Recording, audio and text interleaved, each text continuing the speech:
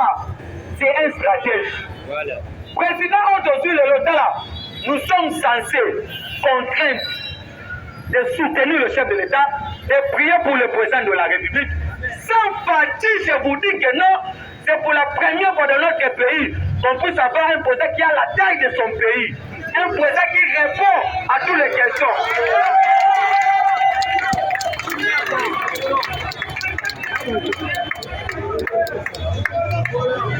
Il ne peut se vivre.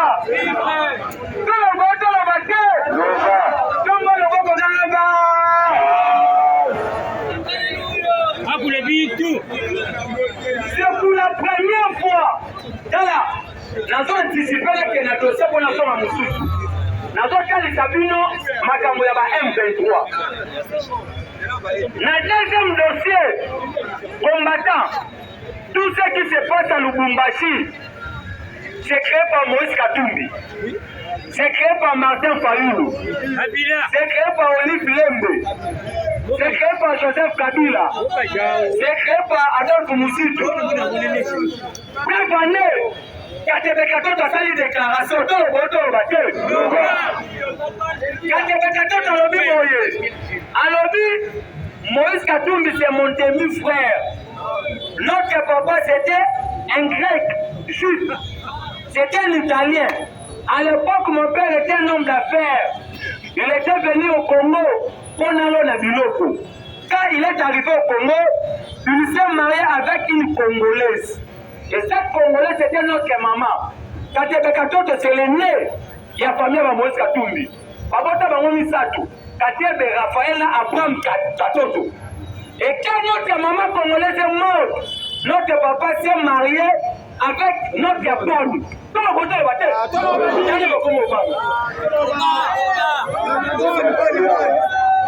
Il ne peut se vivre. Les lots, la vérité, rien que la vérité. Donc, comme nous avons la nationalité là-bas, la nationalité à ta maman,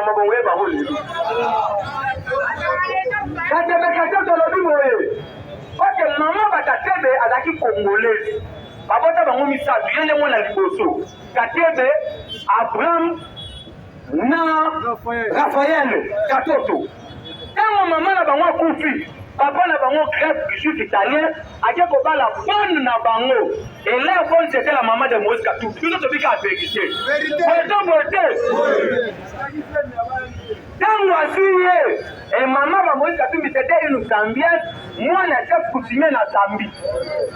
Et voilà maintenant l'audacité. Katumbi n'est pas né au Congo. Katumbi c'est un Polonais. Katumbi c'est un Grec.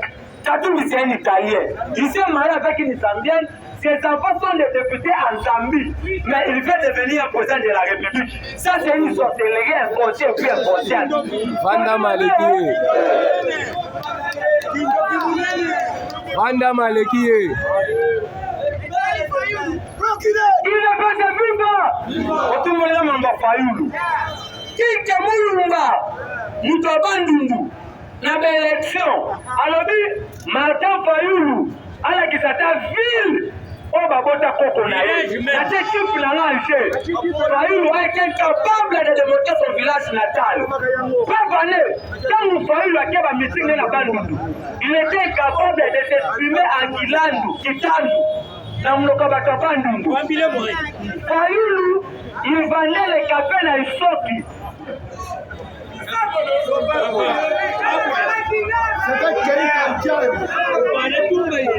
Il n'est pas un vivant.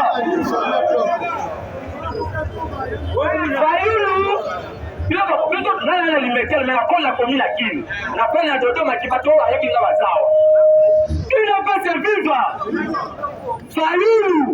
Azaki bateau dans l'hôtel à café dans la mosquée dans la Isoki.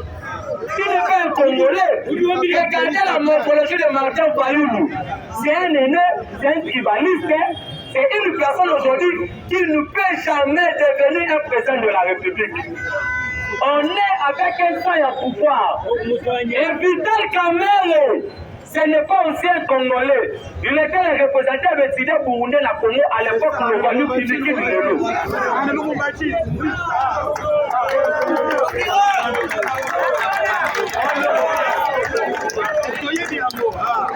À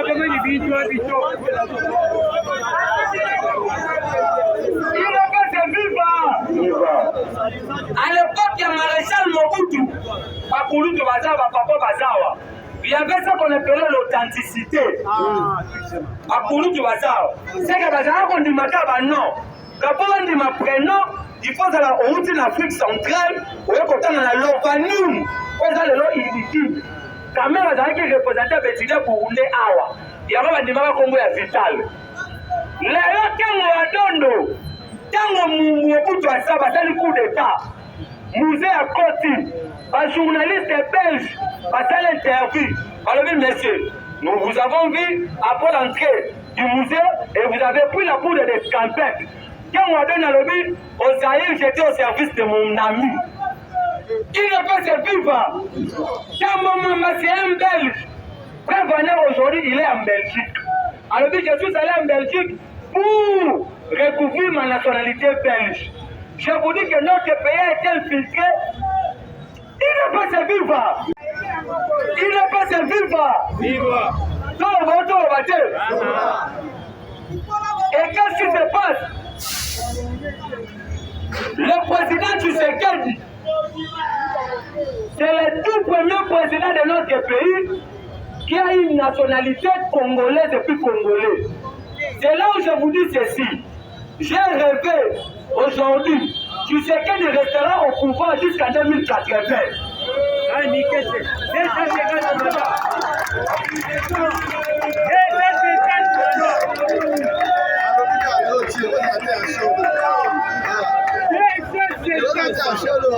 Je vais vous le démontrer. Tshisekedi n'a pas un mandat, Tshisekedi a une mission de délivrer ce pays. Nous allons passer du mandat présidentiel de 5 à 7 ans. Macron a vu boyer, parce que Macron est l'élection premier tour à l'Icolo, ok, l'élection deuxième tour. Macron a vu, on ne peut jamais changer un pays dans 5 ans. Mais tu sais qu'il n'y a que 3 ans. Nous avons trouvé ce pays dans un trou. Il fallait qu'il fasse comme un béton pour tirer Mboka. Et notre mandat a commencé en 2021. C'est qu'avec des estimations, il y aura des élections en 2090. Parce que nous avons des problèmes logistiques, financiers et pour sécuritaires. Il ne peut se vivre. Et dans l'autre temps, nous allons interpréter l'article 70 de la Constitution. Et surtout que Mende est déjà dans l'union sacrée.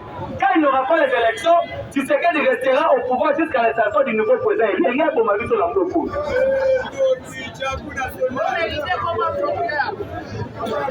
ne peut se vivre. Et là, commune, n'a pas propos à Dominique Mounongo. Dominique Mounongo, papa n'a pas de fois Mounongo.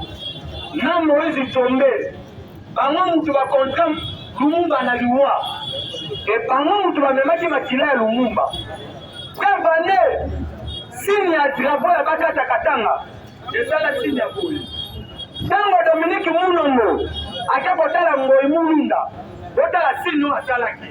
Et la signe à ben la signe séparatiste, séparatisme. Et Dominique Mounongo est instrumentalisé par Moïse Katumbi. Quand les opposants manquent des discours, ils doivent maintenant venir avec des discours à sécession et puis à la division. Dans l'ensemble, pour les xénophobies, pour les tribalismes, l'ensemble de Moïse Katumbi, nous avons le Kassayen, il y a Mike Mukebai, il y a Francis Kalombo, il y a des Condé Lubaya et puis Adélie Sessanga.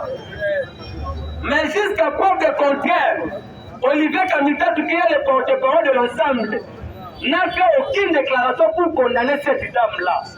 C'est là où nous comprenons ceci. D'abord, la dame, c'est une princesse Yabayeke.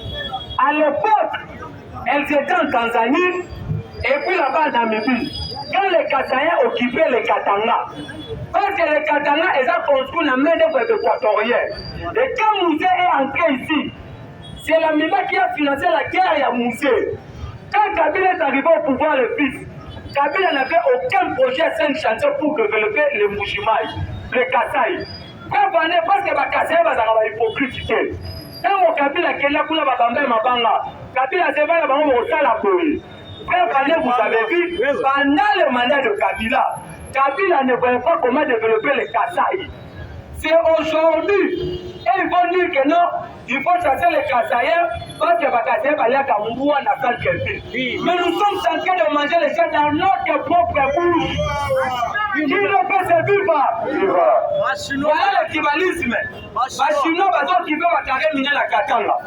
Les Chinois, ils vont Bamboua. Là, il y a un peu un problème. C'est pour vous dire quoi?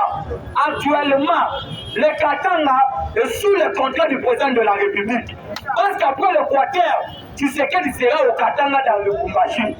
Je vous dis ceci, actuellement dans notre pays, il y a l'ambassade du Nyoso, à côté de la partie béton. Tu sais qu'il y a les 5 pays les plus puissants au monde. Quand ils sont allés en Nairobi, tout le monde est au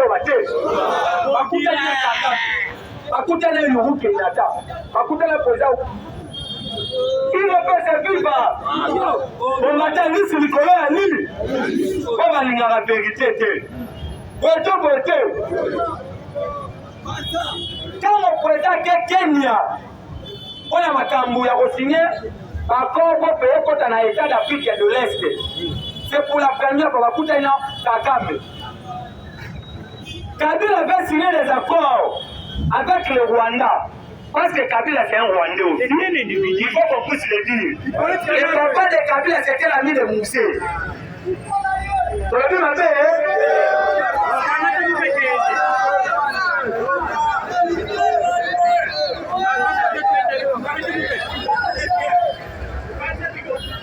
il ne peut se vivre. Le papa de Kabila c'était l'ami à Moussé. Kabila est venu dans ce pays avec des potes en caoutchouc. Incapable de s'exprimer en lingala et puis en français. Avec de longues vestes. Avec une santé médiocre.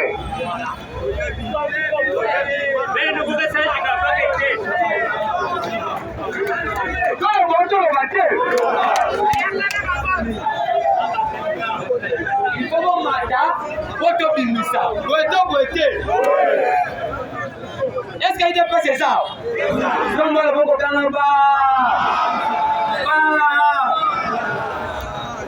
Kabila est venu dans ce pays avec des bottes en caoutchouc. Avec une santé médiocre. Parce que la formation militaire n'est plus de ce bazar. Comme chef d'état-major, il faut de la propriété d'état-major pour se remporter la victoire révélée. Et puis, à quel âge que Kabila est devenu un chef d'état-major? Kabila a été fabriqué comme étant un chef d'état-major. Kabila a été fabriqué comme étant un président de la République. Et les gens qui ont fabriqué Kabila comme étant un politicien, et même dans le Moukina.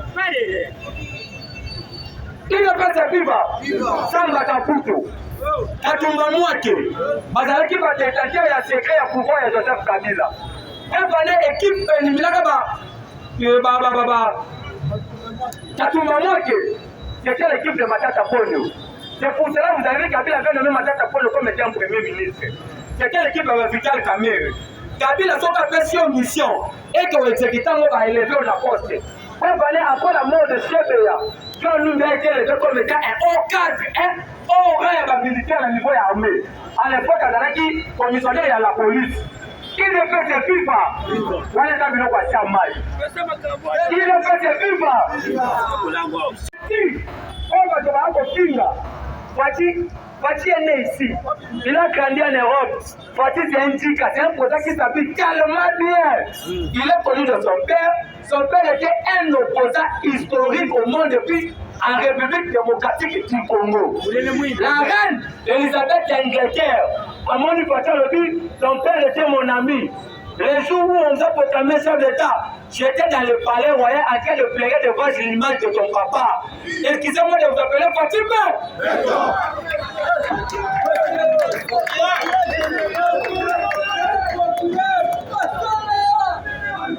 Alléluia. Il ne peut se vivre. Il ne peut se vivre. Kabila comme chef de l'État, Kabila a présidé aucun conseil de ministres. Il était qu'il était avec un déficit linguistique, incapable de s'exprimer, incapable de lire. Pendant l'élection du Fati, avec le retour de la RDC sur la palais internationale et plus diplomatique. Quand Fati est allé signer les accords à Nairobi, sur le plan économique, entre nous et le Kenya, alors on a douane. Donc tous les produits que vous avez Kenya et la RDC, on ne parlera plus jamais de la douane. Même la visa, et qu'est-ce qui se passe? Kabila ne décrétait pas l'état de siège parce que Kabila était complice dans la guerre qui s'est passée à l'est du pays. Kabila c'est un milliardaire. Même Olivier Lembe est venu dans ce pays sans avoir un franc, après avoir détruit toutes nos entreprises laissées par Maréchal Mobutu. Orgaman a été transformé par l'égal. Merci papa. Il ne peut se vivre. Alors, Kabila a commis le pouvoir. Attali 18 ans et arrête. Sans pour autant qu'il puisse avoir même un contrôle parlementaire. On a destitué aucun ministre quand ils étaient au pouvoir. Et Fati arrive aujourd'hui au pouvoir. Il y a des avancées sur le plan économique, sur le plan politique, sur le plan diplomatique, sur le plan culturel. Même le matin, Jean-Claude Van Damme, j'ai des éléments à vous donner. Tout le monde le battait. Sur le plan économique, j'ai signé ma approbation dans le Fonds monétaire international. J'ai signé ma approbation dans la Banque africaine de développement. Aujourd'hui, nous avons augmenté notre réserve stratégique. Et Batobalobi, réserve n'est que Tissara, n'est-ce pas que Biloko qui est dans le marché, ça le coûte. Ceux qui vont augmenter la réserve stratégique pour les gens qui ont fait l'économie. Et quand cette réserve est augmentée, avancer la noix à la ranine, ceux qui dollars et mati, quand il y a l'inflation monétaire, à cause de l'augmentation de la réserve, on a stabilisé la monnaie. Aujourd'hui, par rapport à la prix, il y a ma hausse, il y a ma denrées alimentaires, c'est partout au monde. Je vais vous le démontrer. Même à Brazzaville, même le Mangotali carburant, le photo balayer ma cambouille. Le photo. Il ne peut se vivre. Voilà. Et par là, vous devez savoir ceci. Fati, à sa président Moko, il y a l'autre qui a échappé.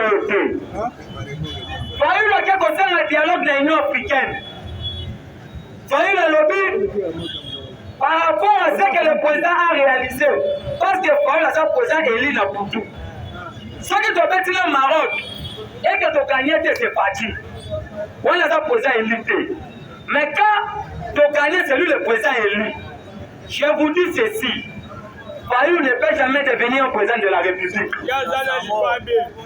Fati, son père a fait 37 ans dans l'opposition pour avoir ce pouvoir. Le pouvoir, ça s'arrache. Le pouvoir, ça se mérite. On ne joue pas avec le pouvoir. Nous allons conserver ce pouvoir le plus longtemps possible jusqu'à l'avènement de Jésus-Christ.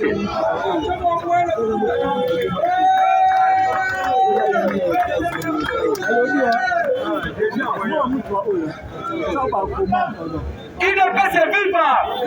Le ministre Mounongo a frappé la malédiction papa n'a connu pas Mounongo.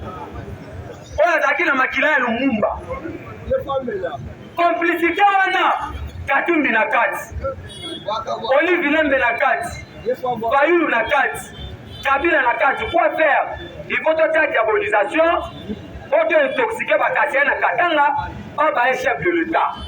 Ils sont allés plus loin. En priant pas même les fichiers du président de la République. Mais la Matamouya, il a fait il était l'allié du taille président de la République. C'est pour cela que vous voyez, le Katanga a été contrôlé à l'époque par Tungu Wakumwanza. Il était déjà l'allié des taille chef de l'État. Il y a un moment dans quelques jours après le Quater, le président va être au niveau de Katanga. Et qu'est-ce qui se passe maintenant? Kabila continue à la Kingakat. Ayambi l'incompétent, le médiocre Chadari. Oui, alors, que son tapino maman ne peut pas sa maman là-haut. Ayambi Ramon Chubanda, la personne qui fait la honte des Kassaïens. Ayambi va médiocre non soit c'est le conglomérat des aventuriers puis à détourner. La Constitution dit ceci. Tous les anciens présidents de la République, d'office, madame la sénateur, il y a l'article 220 de la Constitution, il y a l'article 219 de la Constitution. Kabila ne peut jamais retourner encore au pouvoir. Il faut à Koufa. Il ne peut se vivre. Constitution le vivre. Montagnon soit qui est déjà président de la République. Article d'office sénateur à vie. À côté de ça, ni nommé membre de la cabinet président de la République, ni nommé président de la, ni nommé premier ministre, ni élu président ensemble, président à Sénat. Même le chef du quartier, Kabila reste d'office sénateur à vie jusqu'à sa mort. Et je me demande par quelle baguette magique Kabila peut retourner au pouvoir. Avant ça,